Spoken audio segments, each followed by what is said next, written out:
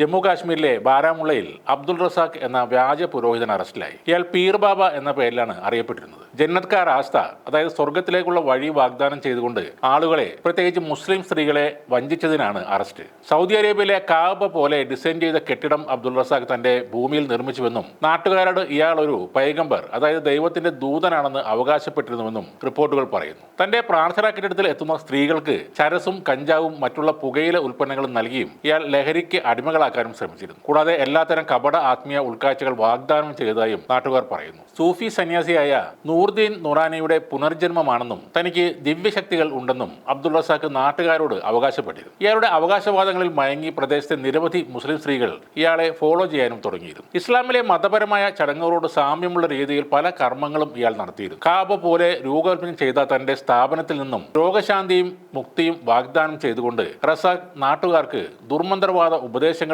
നൽകിയിരുന്നു. അതേസമയം ഇയാൾ കഞ്ചാവിന് അടിമയാണെന്നും ഭാര്യ ഉപേക്ഷിച്ചു പോയതാണെന്നും നാട്ടുകാരിൽ ചിലർ പറയുന്നു. ബാരാമുള്ളയിൽ മക്കയിലെ കാബയുടെ ഒരു മോഡൽ നിർമ്മിക്കാൻ അള്ളാഹു തന്നോട് ഉത്തരവിട്ടിട്ടുണ്ട് എന്നാണ് അബ്ദുൾ റസാഖ് നാട്ടുകാരുടെ മുന്നിൽ അവകാശപ്പെട്ടിരുന്നത്. മക്കയിലേക്ക് യാത്ര ചെയ്യാൻ കഴിയാത്ത ദരിദ്രരായ മുസ്ലിങ്ങൾക്കുള്ളതാണ് ഇതെന്ന് പറഞ്ഞുകൊണ്ട് കാബ മോഡലിൽ നിർമ്മാണ പ്രവർത്തനങ്ങളും അദ്ദേഹം ആരംഭിച്ചിരുന്നു. എന്നാൽ പരാതികളെ തുടർന്ന് ചില പത്രപ്രവർത്തകർക്ക് ഇയാളുടെ പദ്ധതികളെ കുറിച്ച് സൂചന ലഭിച്ചു. തുടർന്ന് അവർ റസാഖിന്റെ അനുയായികളാണെന്ന് നടിച്ച് ആ മാധ്യമപ്രവർത്തകർ റസാഖിനെ കാണുകയും കാബയുടെ പകർപ്പ് സംബന്ധിച്ച എല്ലാ വിവരങ്ങളും തേടുകയും ചെയ്തു. പിന്നീട് റസാഖിന്റെ പദ്ധതികൾ മാധ്യമപ്രവർത്തകർ നാട്ടുകാരോട് വെളിപ്പെടുത്തി. സോഷ്യൽ മീഡിയയിൽ വീഡിയോകൾ കൂടി വന്നതോടെ ഗ്രാമവാസികൾ ഒത്തുകൂടി ഇയാളുടെ വ്യാജ മസ്ജിദ് ആക്രമിച്ച് തകർക്കുകയും ഇയാളെ മർദ്ദിച്ച് തടഞ്ഞു വെക്കുകയും ചെയ്തു. പിന്നീട് അബ്ദുൾ റസാഖിനെ അറസ്റ്റ് ചെയ്യാൻ നാട്ടുകാർ തന്നെ പോലീസിനെ വിളിക്കുകയും ചെയ്തു. നൂറുകണക്കിന് മുസ്ലിം സ്ത്രീകളെയാണ് ഇയാൾ പറ്റിച്ചതെന്ന് പറയുന്നു. ആത്മീയ ഉപദേശം തേടി അവിടേക്ക് എത്തുന്ന സ്ത്രീകളെ ചരസും കഞ്ചാവും ഉപയോഗിക്കാൻ ഇയാൾ നിർബന്ധിക്കുമായിരുന്നു. രോഗശാന്തി വാഗ്ദാനത്തോടൊപ്പം ഇയാൾ ചെറിയ രീതിയിലുള്ള അറബി മന്ത്രവാദവും നടത്തിയിരുന്നു എന്നാണ് പറയുന്നത്. എന്തായാലും ഇപ്പോൾ